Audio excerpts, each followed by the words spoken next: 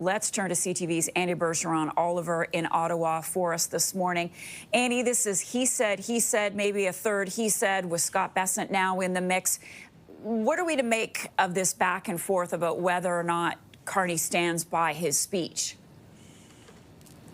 Well, you're right. It really is a he said. You know, we're hearing from Scott Bessent that the Prime Minister aggressively walked back his comments in Davos in a conversation with President Trump.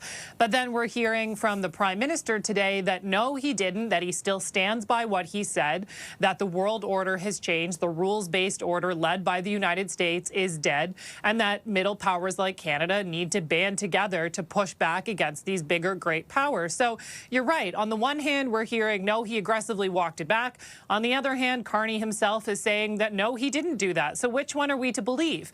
Is there a world in which the conversation was different behind closed doors than what's being said in public? We don't know. For now, we just have to take the Prime Minister at face value. He is saying he didn't walk back these comments. He's saying he talked to Donald Trump about what they're calling a narrow trade agreement with China, an agreement that would allow Canadian, the taxes or the tariffs to be removed on Canadian agriculture products by China in exchange to allow EVs coming into the country. Here is a clip of what Carney said when asked specifically about Bessent's comments today. I explained to him our arrangement with China. I explained to him what we're doing, 12 new deals on 4 continents in 6 months. He was impressed. And what we intend to do going forward. Well, one thing that seems to be clear, Marcia, is that this isn't going to be the end. If you look at the conversation on Truth Social over the last few days, Donald Trump seems to be in a position where he's really aiming at Canada. He's had multiple Truth Social posts talking about Canada. Now he's starting to call the Prime Minister Governor Carney. So it doesn't feel like this is the end to this conversation. I think we just have to kind of stay tuned to see what happens and what develops. So 2 things are standing out to me as you're reporting for us this morning. Number one, Scott Bessent didn't say he was in the room. He said that Trump told him, if I'm correct. It wasn't like he overheard the call. And Carney never mentioned President Trump by name or even the U.S. during that speech. So just something to keep in mind. Now, Carney also paid yesterday a visit to Toronto to visit with Premier Doug Ford after Doug Ford was pretty upset about the deal with China, and he said he wanted to sit down for either a sandwich or a pizza with the Prime Minister. And Annie, it sounds like that happened. So have they mended their fences? It seems like they have mended their fences just over pizza. Although I think, you know, there are some people, and maybe Ford is one of them, who doesn't agree with the fact that the Prime Minister ordered a Hawaiian pizza at this gathering. But, you know, we'll leave that there. But it does seem like they mended these fences. You know, we heard these comments from Doug Ford saying that he was angry that he didn't get any type of heads up that this deal was going ahead with the Chinese government. He said that, you know, I thought I had a good relationship with the Prime Minister. He could have texted me, is what Doug Ford said.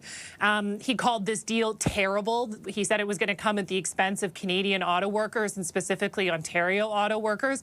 And now, you know, it seems like the conversation has kind of shifted. Doug Ford yesterday saying that we're a big family. He said, you know, brothers and sisters get along, but sometimes they disagree. But 99% of the time, they do get along. And even his tune sort of on the deal changed.